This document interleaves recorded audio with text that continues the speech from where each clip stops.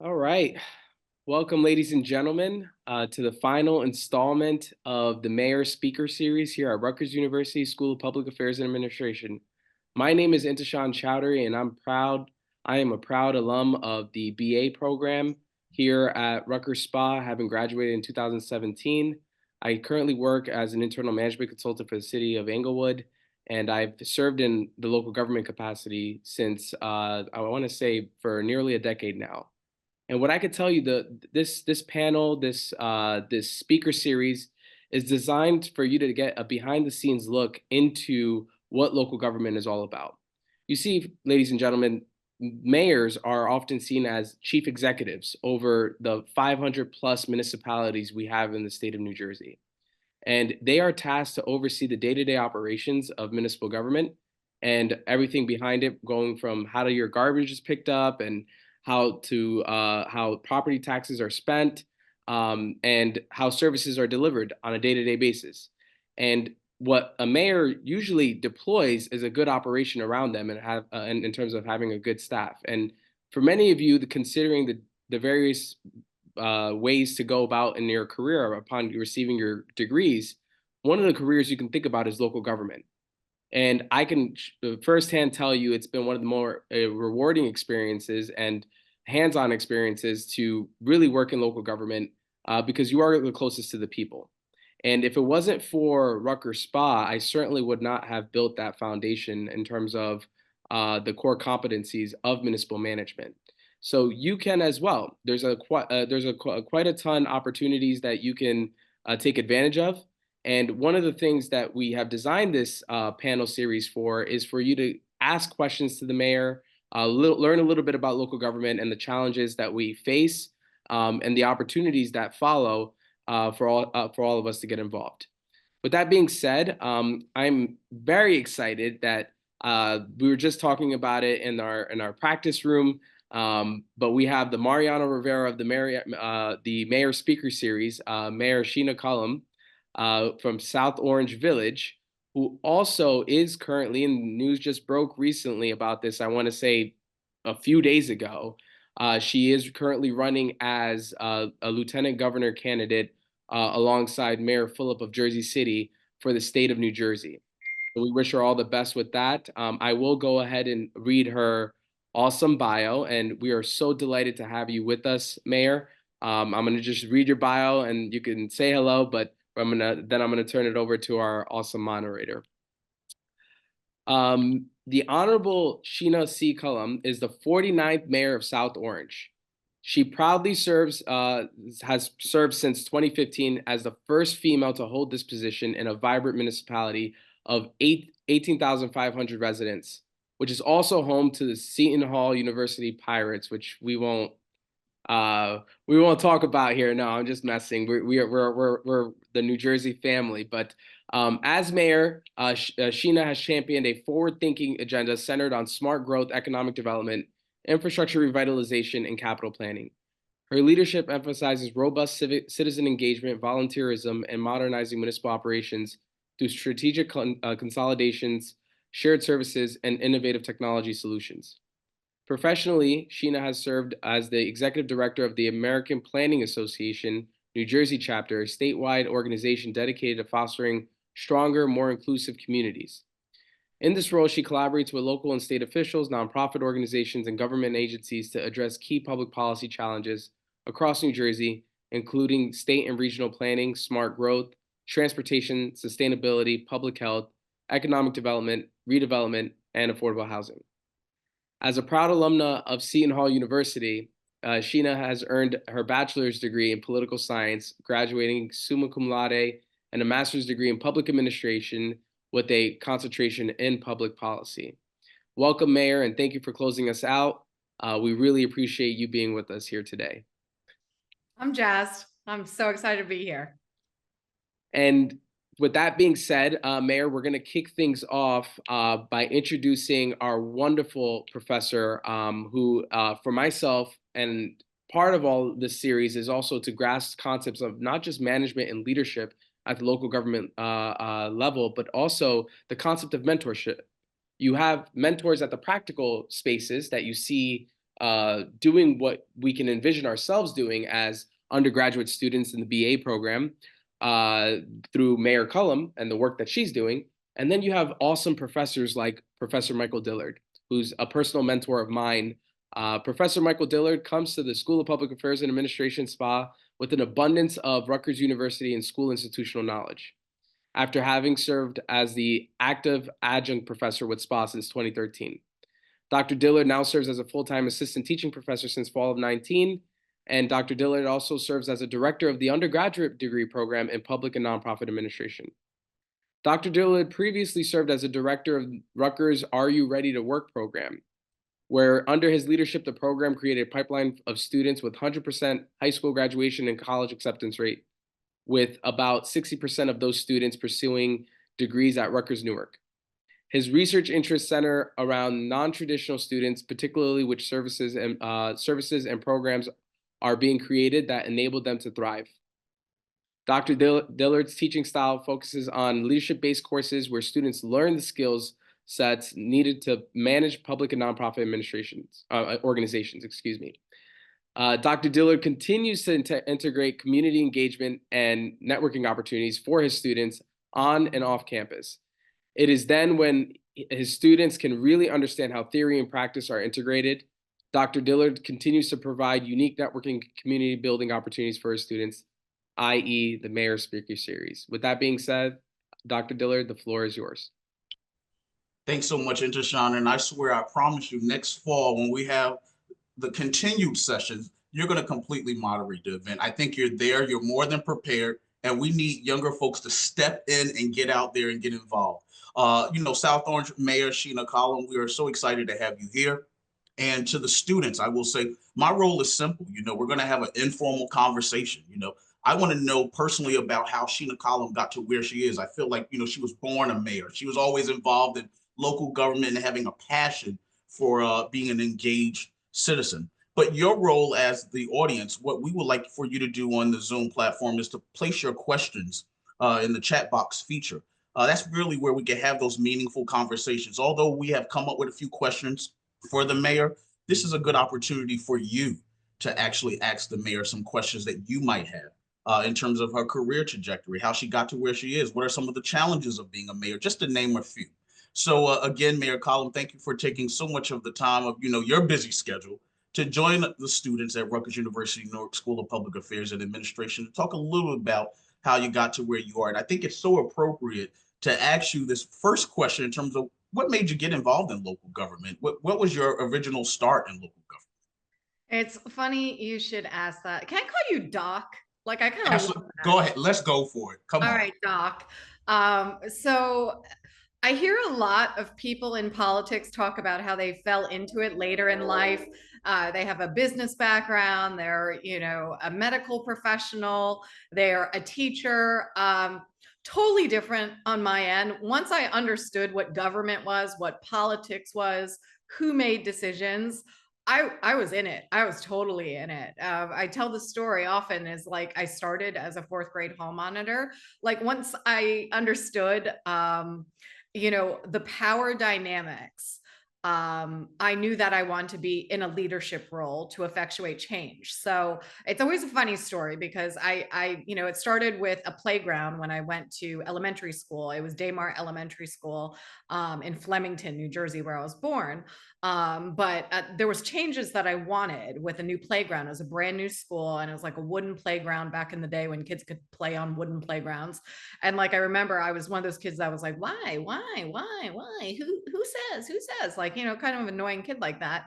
And so like my dad had explained to me the structure of who makes decisions, like your principal, who does the principal respond to? The superintendent, who's the superintendent respond to?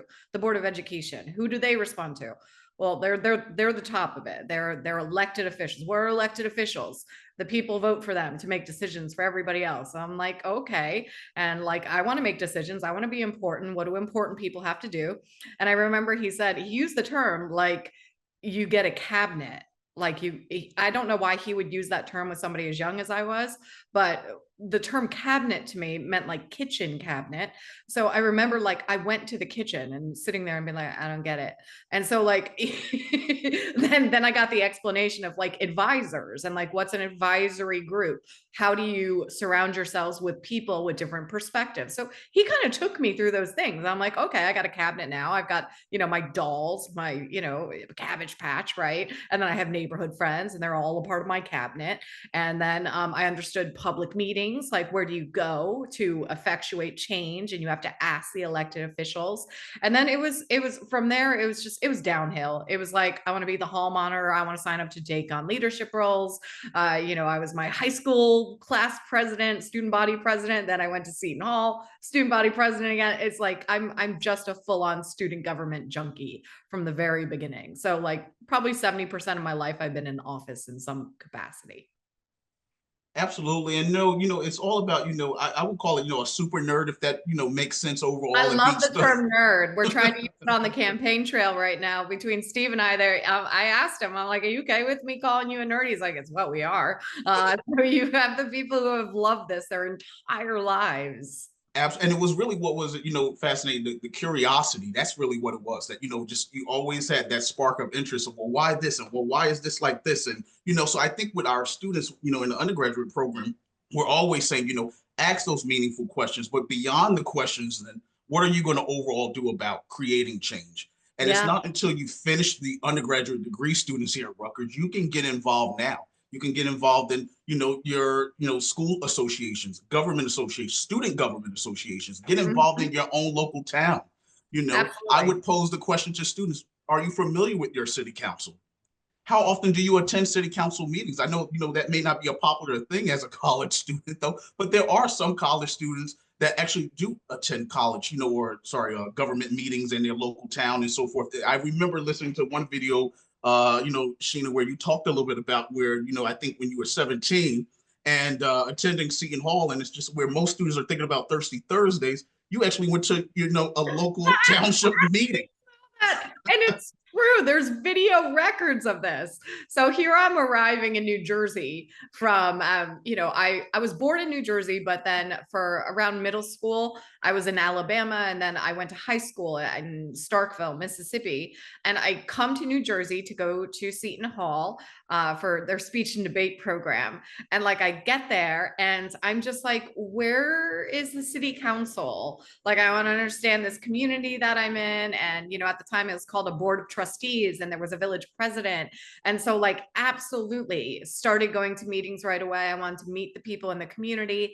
And so the friendships I built by getting involved with my community when I was 17, they still exist today. These are the people who are supporting me right now for my re-elections as mayor, and now, joining Steve and being a part of his ticket. Is I'm surrounded by people who have watched me grown up for the past 20 plus years, from, that annoying kid, and maybe I was a little annoying, going to city council meetings and asking questions and wanting to see the budget and the capital improvement plan, to now, being in the role that I'm in. So I think it's very, it's rewarding for them to see the progression of me being a Seton Hall student and getting involved.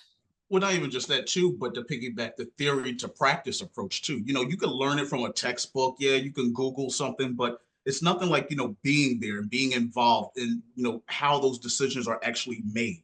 Who comes up with those decisions? Who's sitting at the decision-making table? And that's where you really get a chance to learn. One question that I have for you, just as we're talking about this and just learning a little bit more about your background and, being the first of many, right? So the first Asian American mayor in South Orange, the first female mayor in South Orange. How has that shaped how you govern? How has that shaped how you lead a township and so forth? I would love to know that. What's really interesting is that like when I was first running and people were like, she would be the first, female mayor of South Orange, all of that. I really didn't like it. I resented it because I wanted to compete equally with anybody. Don't vote for me because you want a first of something. Vote for me because I'm the best. I'll be the most effective. I work the hardest. Bring me any other female or male or non-binary individual. I don't care. Let me compete. So it really kind of pushed me to not want to highlight the fact that, oh, we're celebrating somebody who could be the first female mayor. But then I reflected after that. And again, I was very young at that time. And over the course now of, a decade or so, it's been important as Girl Scout leaders and, just the girl groups that I work with, when they say it's really important for you to highlight that you were a first and to be a role model for younger girls and for women who are interested. And so I have now completely embraced it. I embrace it all the time so that it encourages especially younger women to follow this path. And the other side of that too is that so much growing up, I felt women were in competition with each other. We weren't the ones that were lifting each other up. It was, a lot of my mentors were men and they were embracing me. It felt pretty gross. So I wanted to change the trajectory of that and be a part of the group of women who support other women and other girls. And when they get to someplace special, that they lift other women up. When I got on the board, prior to me joining the board first as a council member, and then 2 years in, I was asked to run for mayor, there was only one woman on the governing body. So I have spent the past 10 years building that from 1 to 5. And don't be surprised if in the next council race that there might be an entirely, woman operated governing body in South Orange. And then, people will say things like, well, Sheena, isn't that tipping it too far? Like 6 women council members and also a female mayor. And I'm like, well, no, because for the first 150 years of our town, it was nothing but men. So we're just kind of playing a little catch up here. And so, yeah, I love it. And my style is, do I find that there's different style differences? Absolutely. I'm a collaborative person. Some people want to come in like, a bull in a china shop. I find that the style of women sometimes really deviates a lot from what you've seen from men in prior roles. And, once you go through it, and you're probably seeing it as students, you probably see it in faculty, is that there are general trends and stylistic differences in the way that people approach problem solving. And it's good to have a balance of both. My personal one is I don't scream at people. I like to understand. I like to meet them where they are and figure out how we can move forward from there. And so I like the encouragement approach. I like the approach that motivates people. I like mentorship. Some people do well when somebody's yelling at them and telling them to do better. I'm not one of those people. I get irritated by that. And so I kind of go with what I respond to as well. Absolutely. And, I love the response that you talked a little bit about, not always focusing on being the first, but when you are the first, you're right, you can turn it into a great positive attribute in terms of, all right, so in being the first, how can I mentor others along the way? So that way we don't always have to keep saying we're the first, and how will you be judged in terms of just overall the work effort that you bring to the table, your integrity, your leadership skills? That's what you need to be judged on, not being judged on necessarily being the first. And so taking us from the next role, I would love to hear about, there's so many great things that's going on, obviously, in terms of in South Orange and initiatives and so forth. And what are the most important metrics? And I know you are a data-driven person. So what are the most important metrics used to measure success in your role as a mayor of South Orange? That's really interesting that you asked, because there's a lot of data points. And then also with limited staff and resources, it's like, do we want to spend all of our time doing data, or do we actually want to do the work? So we have things that we've modernized South Orange with. My predecessor brought them in.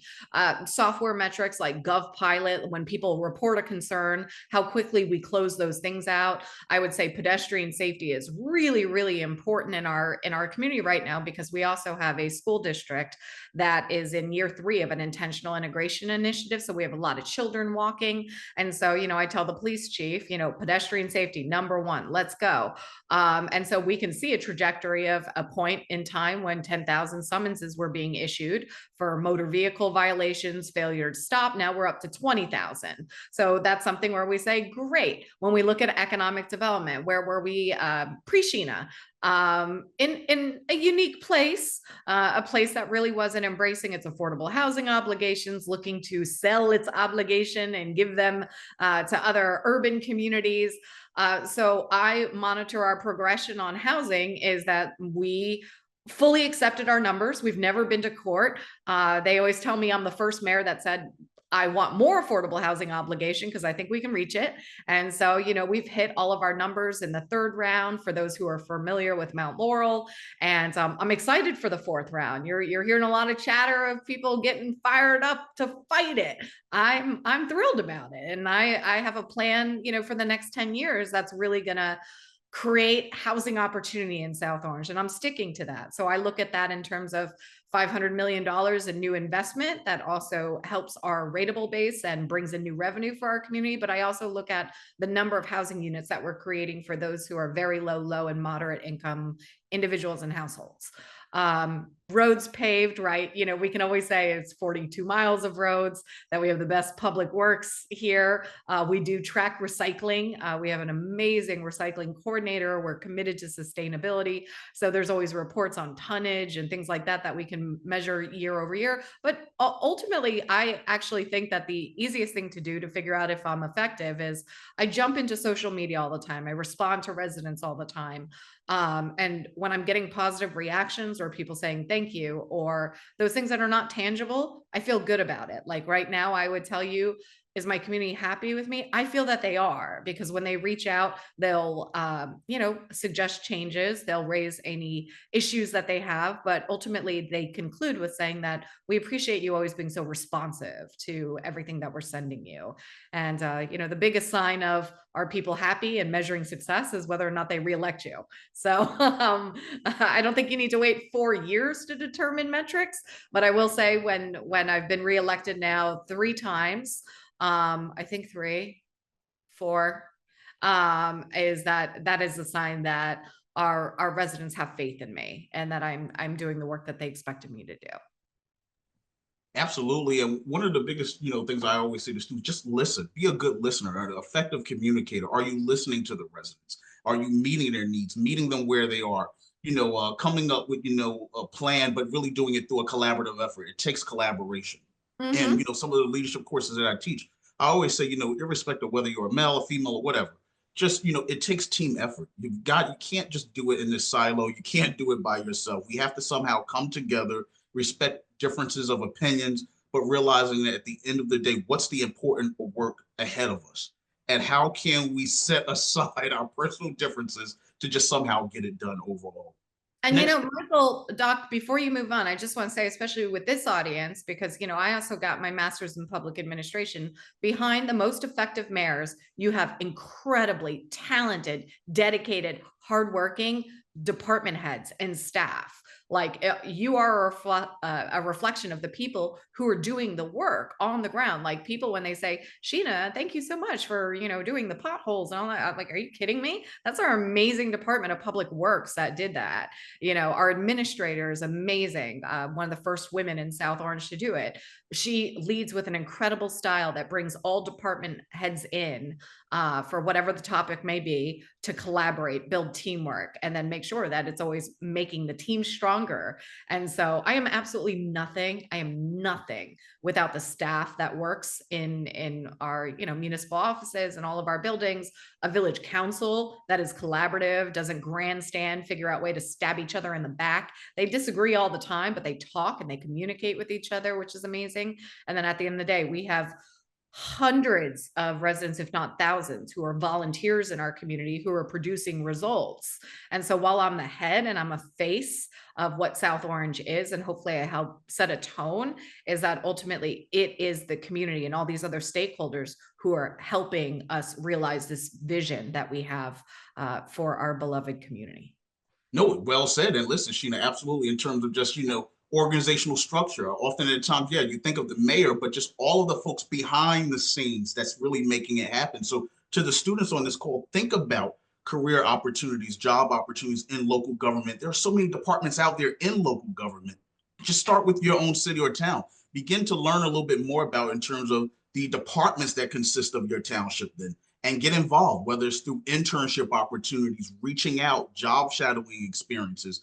I always say, and I preach this every day to my students, but students, you need more than just the book smarts to get ahead. You really do.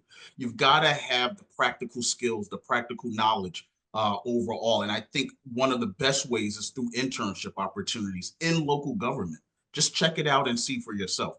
Another important question that I have for you overall is, obviously there are some challenges, and one of my mentors used to always say, well, Michael, never call them challenges. It's just more so of, maybe perhaps an obstacle or maybe just a detour that you have to just, kind of go down the road and realize, oh, you know what, there's traffic. Let me just do a detour or whatever. So I want to learn a little bit more about in terms of what are some of the biggest challenges or maybe obstacles that, the South Orange Township has faced, and how has your leadership team, approached some of those challenges? How are you addressing some of those particular issues or challenges in South Orange? Doc, are you okay with me getting very political? Oh, of course. Yeah, let's go for it. Let's bring it. So the challenges that I would have been talking about, 6 months ago were municipal budget, rising healthcare cost, having enough resources to advance a lot of our green and sustainable initiatives, cost overruns on our library. Right now, the BS happening at the federal government has completely overshadowed a lot of the issues that we try and deal with daily at the municipal level. So right now, the things that I'm concerned about are our LGBTQ plus community. I am very concerned, especially about our transgender community. South Orange, for those of you not familiar, we are a very progressive community. Fact.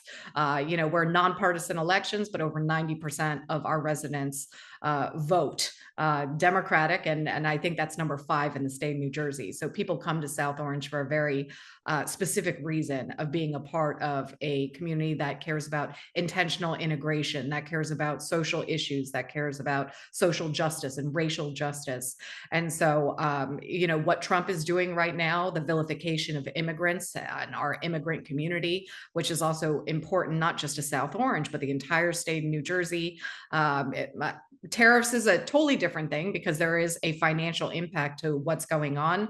The freezes in the federal budget is going to impact community development block grants, low-income housing tax credits. Got on the phone with a sister town that we share services with, and we quickly learned that money from the federal government that deals with health grants is now impacting us. So we lost about $90,000. For me, that is 0.25 of a tax percentage point on a levy increase. And so that's money now we're going to have to find. I am worried that our residents are suffering. I'm worrying that they're looking at their, savings, whether they're young and they started putting some money away and they worked really hard for it and they've lost a lot of it. I'm worried that for people who are retiring is that they're watching a major dip right now in the economy. I know that we are not going to get the pass-through amount of what the federal government normally gives the state of New Jersey, which normally gets redistributed back out to communities for schools, for, like I said, community development block grant and HUD for very vulnerable populations. And so it has been, it's like a forest fire. It keeps spreading, it spreads, and we're trying to pour a little water each time on it. The flip side of what's happening right now is I'm seeing the energy and people coalescing and deciding that this is a turning point. And that gives me incredible joy, is that people are helping each other. They're talking to each other about housing insecurity, how we are going to fight back in a variety of different ways, obviously never physically, but we're thinking strategically about the long-term advocacy efforts, how we work with the state of New Jersey, how we work with our legislative delegation, and how we're going to be able to hunker down over the next 4 years and protect not just ourselves and our loved ones, but also our community members. And that is the new fight right now. And we have to be vigilant about prioritizing the things that really impact our residents the most. No, absolutely. And I hear your passion behind it. Students, I'm challenging you. I just saw Intashan, place something in the chat box, but please place your questions in the chat box. We want to have a meaningful, robust conversation. I do see a few questions coming in, but again, we're encouraging all of you on here to just come up with a question. There's no such a thing as a stupid question. Just ask something. At least we would love to be able to hear from you. What can schools, public affairs and administration programs do to overall prepare students, whether it's for a rewarding career in local government or just to get involved as a resident? What can schools or public affairs administration programs do to better equip students? One of the things I benefited from, and I'm just throwing this out there, I'm not sure if Rutgers would do it, is that I was able to do a lot of independent studies that were geared in my own community. So I think I captured probably 6 to 12 credits somewhere in there. No, 12 was too much. So I'm exaggerating on that. maybe 6 or 8, somewhere in there, where I was authorized to do independent studies within my community and have very specific assignments. So one of the things that I wanted to do was follow local government. I had a passion for wanting to understand how South Orange worked. When I was a student body president, I created something called the Village Liaisons Group, because I wanted to focus on how do I build what's called, you call it a college town, I call it a communiversity. And so there were strategic things I wanted to work on, such as how do we have Pirates Gold, which is the way that students could spend their money to help the local economy and just not on campus. I worked on bringing a jitney service, what's called the shoe fly, that is still there today, on how do we circulate students into our local community without having to rely on vehicles or a walk that's too long, where they choose, to order something in versus like coming into our community. I love having students in our community. And so things like that is like, there's so many things that I think from the academic side you can offer in terms of like actual credit value. And then the other thing is, along with promoting student organizations, I would be promoting all the boards and the commissions that exist in your city, because I would never reject, I would welcome students, high school students, college students, graduate students. We want intergenerational diversity. That's a really big thing for us, is we want different perspectives. So, if I have somebody who's like 15 on a committee, also serving with somebody who's 85, you are getting vastly different perspectives on what the needs are in the community. And like, that's how you come up with the best policy decisions.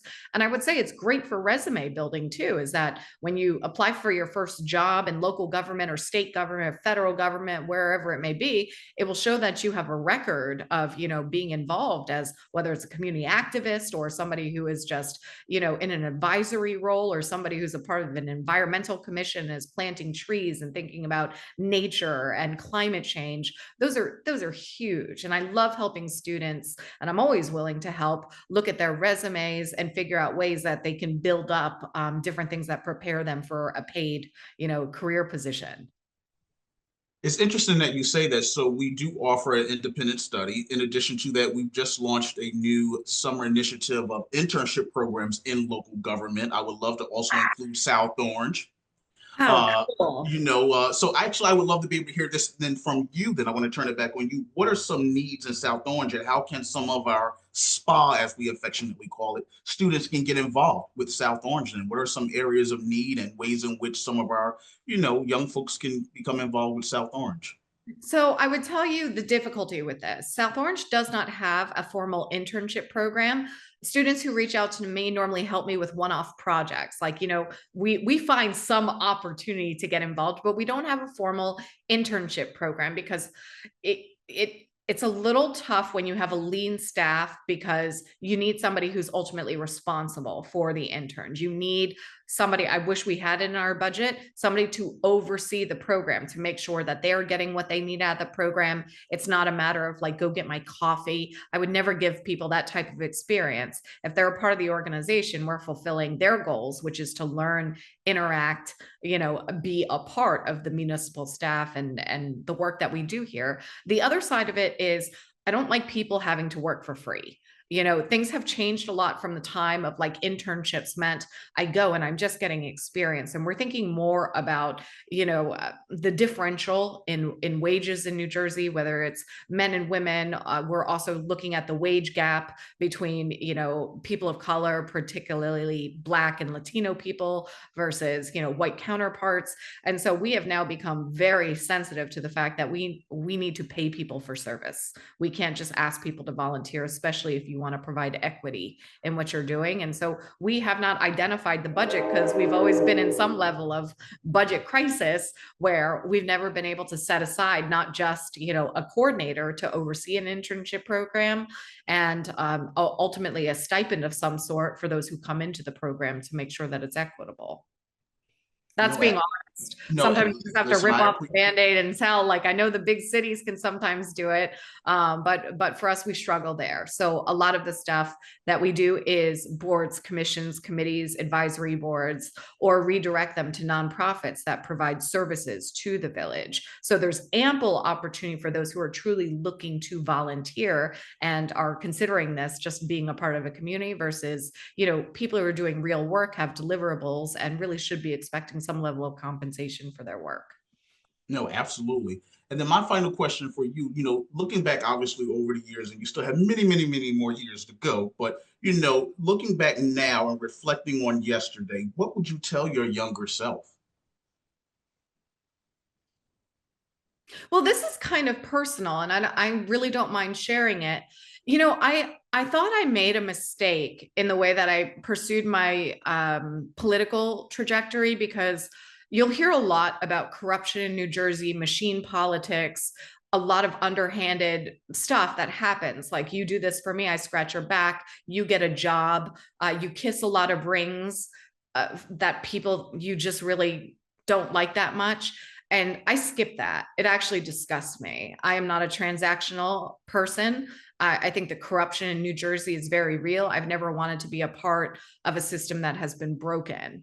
And that changed for me this year when Steve Fulop asked me to be his running mate for lieutenant governor, because I've never done things that I feel are unethical or felt like I compromised my values because somebody else told me to.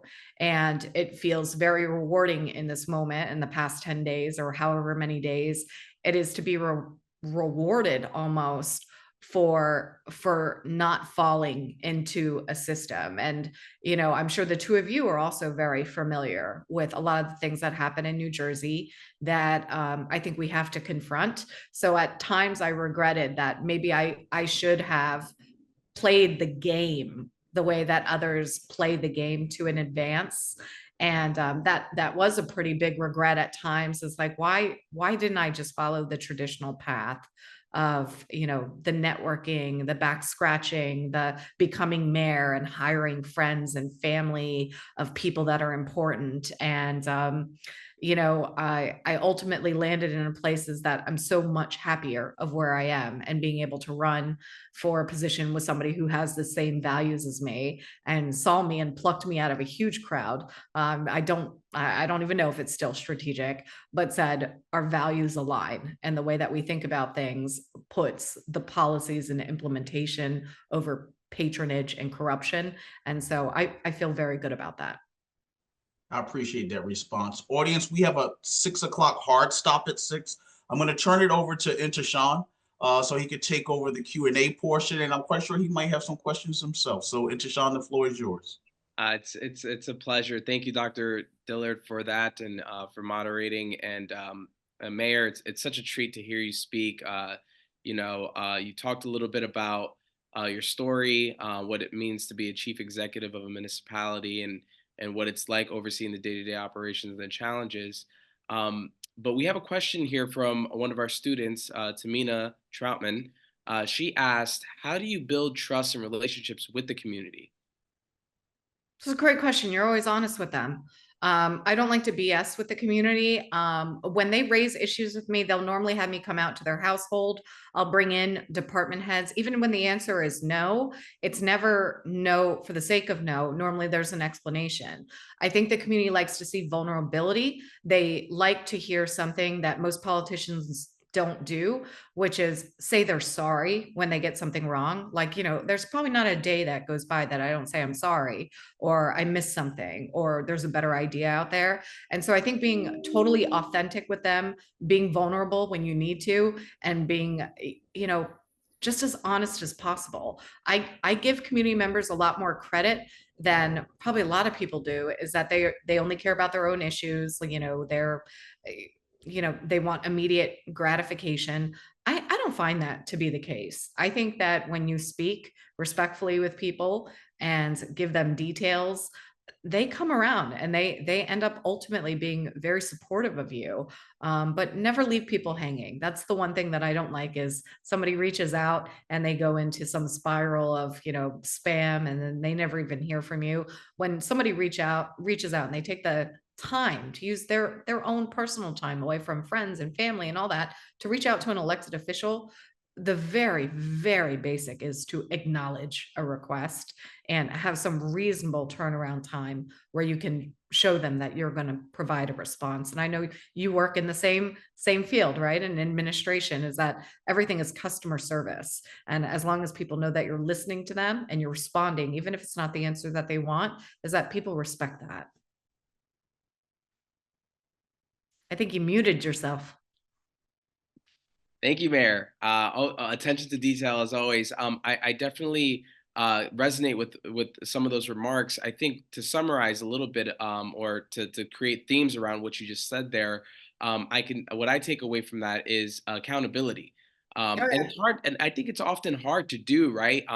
We live in an era, right? And we talk about different eras of municipal government, or if you're talking about owning and operating your own business, or working for a Fortune 500 company, or working in the nonprofit space, we live in an era of sensationalism. And a lot of it, trickles from what's going on in Washington, D.C., irrespective of political ideologies, what we see in the state.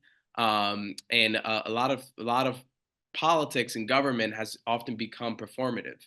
And, Yeah. and I think at the very basic level, mayors, especially like yourself, understand the concept of you got to do the job to serve the people, right? If somebody calls you, get back to them. Sometimes not having the answer, be straight up with them and be transparent with them as to what's going on. And accountability in terms of, if you got it wrong, many times people point fingers and not thumbs, as they say. Yeah. And I think what you're saying is resonated to folks that are also working behind the scenes, right? Because leadership is at the top and it sets a tone. So as an administrator myself, or your chief financial officer, or your construction official, Mhm. it's the same way, right? Everybody kind of falls in line in terms of how they respond to the public and the needs of the public. So I Well, do. there's one more thing I wanted to add to that too. And this is like, I know it puts administrators, definitely mayors and other levels of elected officials. Everybody will tell you, do not engage on social media. Like, do not go on social media. It's toxic, whatever. I take the complete opposite approach. I will go straight into where discussions are happening, or where I'm being criticized, or things that I deem to be not fully informed information, or misinformation, or sometimes blatant lies to try and advance an agenda. And I will be there in a heartbeat. As soon as I see something that's trending, or it's getting a lot of hits and there's a lot of responses, and my goal is never, especially if somebody's trying to be mean spirited, my goal is never to try and change them.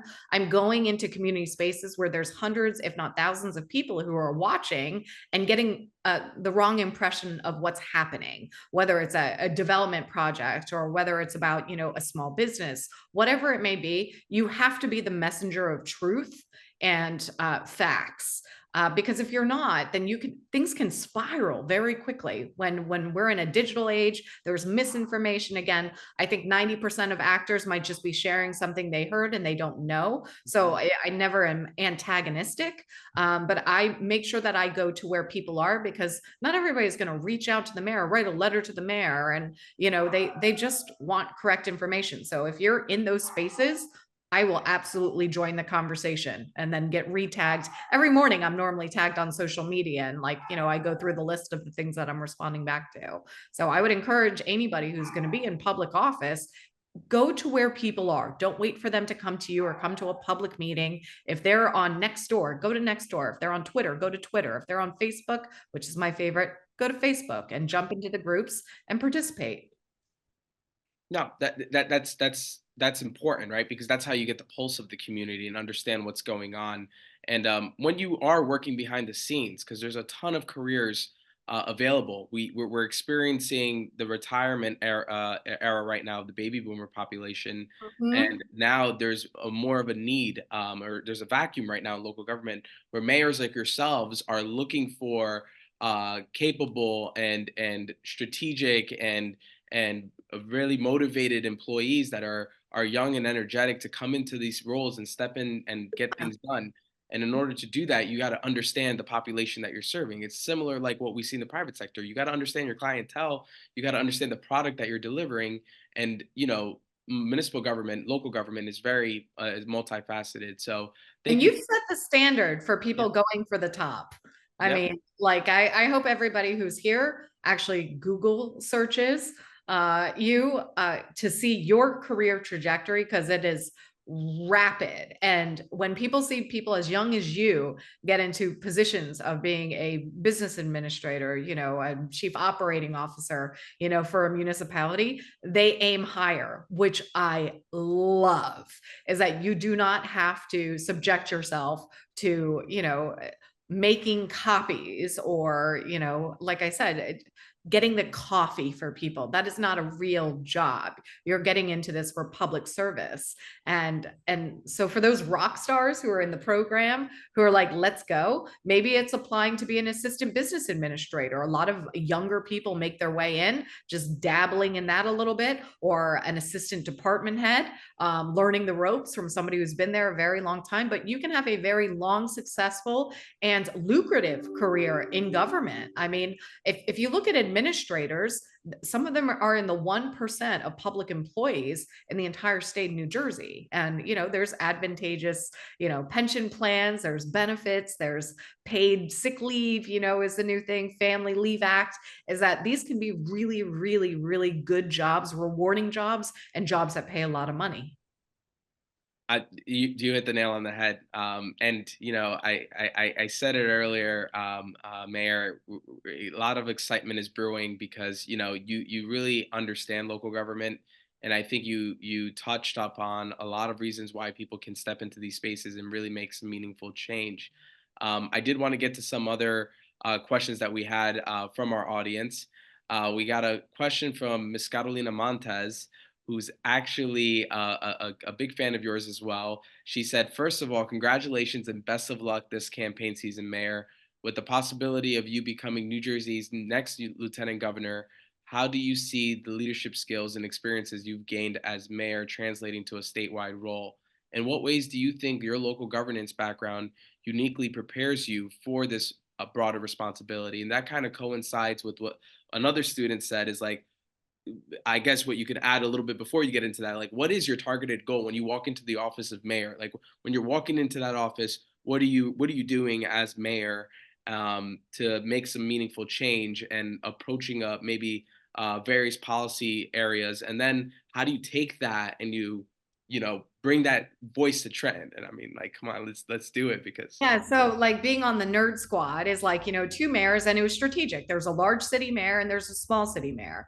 And so we call ourselves a village, but funny enough, we have about 18,500 people. You don't think that's a lot until you realize it's in the top quarter of largest population in New Jersey. The majority of towns in New Jersey, I think 75% of them have less than 20,000 residents, and 55% have less than 10,000 residents. So what I hope to bring to the role, if so fortunate that Steve gets elected, is I'm going straight into the Department of Community Affairs to work with local governments, because I feel like we are incredibly wasteful. I will say it. I know some people get offended by it. It's outrageous that we have 564 towns, over 650 school districts. We don't have strategic state planning, regional planning. I need a dog catcher, animal control officer. I want a shelter. 20 other towns want that too. And rather than partnering, we're all spending, outsourcing things. I think we're going to end up privatizing a lot of things in New Jersey until government can show that it can do things better, faster, and at a more optimal cost than the private sector. I think the affordability issue is incredibly well thought out in terms of what residents say is that they realize they pay very high property taxes. They see inflation going up, and I think the quickest area we can do this is through regional cooperation. So I'm not saying I believe I should consolidate. I don't believe that my town needs a mayor. I think we can merge with our sister community, have less government, and be seriously a lot more efficient than what we're doing right now. And that is what I hope to bring, is that I know where we're inefficient at the municipal level. You know where you're inefficient at the municipal level, and the hurdles that you have to go through state agencies just to get money that you're already due. It's actually pretty ridiculous. Even with grants, you're taking your top people to fill out things in triplicate, have to explain things a million times. You've literally spent $50,000 to get a $100,000 grant. There's better ways to do this. And I think probably the best thing I bring to this role is that I'm impatient. I don't want government to be seen as that red tape bureaucracy where every time they touch something, it's more expensive and it's slower for productivity reasons. So I have that energy. When I don't have the energy anymore, I'm leaving government so that somebody better, brighter, and more energetic will come in. But that is the role I want to play in the state. And I have the perspective of a more suburban town and how we're able to do that and what needs to change at the state level for us to be more effective as local officials. Wow, that was fantastic, Mayor. Is there a brick wall somewhere here? Because I want to run through it. And while I'm on that topic of running through a brick wall, what I mean is, students, for those of you that are listening in, what Mayor Collum just touched upon, right? Integrating or intertwining the concept of her role as a local government official, as a mayor, and her aspirations into the state. There is a lot of correlations and things to think about. But what I'm hearing when I hear her speak, it brings me back to something about mentorship, right? A lot of us are in these spaces, right? And you got Dr. Dillard in the classroom. He's cooking it up with the theories, and he knows a little bit about the practice as well. But he's in the classroom and he's talking about various concepts and things that you can use to apply into the real world examples. Then you got Mayor Cullum, who's actually living and breathing this in the role. So what I will say to all of you as we're wrapping up, and before I turn it over to Dr. Dillard, please go follow Mayor Cullum on Facebook. She's active. She posts a lot of stuff. There's some good forum discussions and ongoing stuff that she chats on and chimes on Facebook. I follow her. And you'll be able to understand a little bit of local government, a little bit of what's going on in the state level. And feel free to also follow the South Orange Village page to ask a little bit of questions. For those of you that don't know, South Orange is also in Essex County, so it's not too far from our campus at Rutgers Newark School of Public Affairs and Administration. It's important to understand what these roles are. And obviously, there is an opportunity for you. What Mayor talked about a little bit before, right? If you're not on the seat at the table, if you don't have a seat at the table, you're definitely on the menu. So it's time to get involved. Call your local municipalities and say, hey, do you have a seat in your green team?